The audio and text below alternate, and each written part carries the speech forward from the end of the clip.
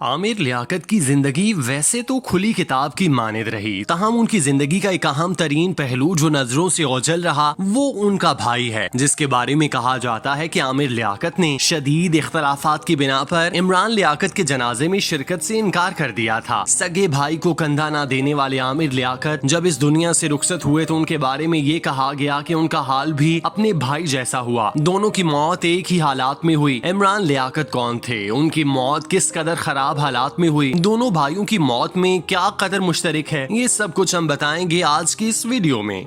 आप जमीला को छोड़े, बच्चे को बचा लें। अम्मा को लेके आए। अम्मा को क्या हुआ?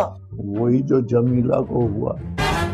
अब्बा ये अब्बा फिर से आमिर लियाकत के भाई इमरान लियाकत उन किरदारों में से एक हैं जिनका जिक्र हमारे यहाँ ज्यादा नहीं किया जाता। उनकी बड़ी वजह वो तनाज़ात हैं जिनकी बदौलत उन्हें शोहरत के साथ साथ बदनामी का भी सामना रहा। इमरान लियाकत हुसैन अपने भाई की तरह शोला बयान मुकर्रर थे। जहानत उनके घर की खेती थी जो आमिर लियाकत के साथ साथ उनके भाई के हिस्से में भी खूब आई। आमिर लियाकत हुसैन तो अपने वालिद और वालिदा के कदमों के निशान पर चलते हुए मीडिया की दुनिया में जा निकले, लेकिन उनके भाई ने मंजिल हासिल करने के लिए दूसरी राह का इंतखाब किया। इमरान लियाकत ने कराची छोड़कर ईरान में सुकूनत इख्तियार कर ली, जहां वो मजहबी और फिकी उलूम सीखने लगे। इस दौरान उन्होंने अपने नाम के साथ खुमैनी भी लगाना शुरू कर दिया, जो इस बात का सबूत था कि उनके दिलो दिमाग पर इमाम खुमैनी के अफकार ने गहरी छाप छोड़ दी। ईरान में रहने के बाद जब इमरान लियाकत पाकिस्तान आए तो उन्होंने शिया जाकिर के तौर पर अपनी खिदमात पेश करना शुरू कर दी। शोला बयान होने की वजह से वो मजलिस में भी जाते, हाज़रीन का लहू गरमाते। यही वजह है कि इंतहाई कम अरसे में उन्होंने बतौर जाकिर खूब पहचान बना ली और अहले तशी में मकबूल हो गए।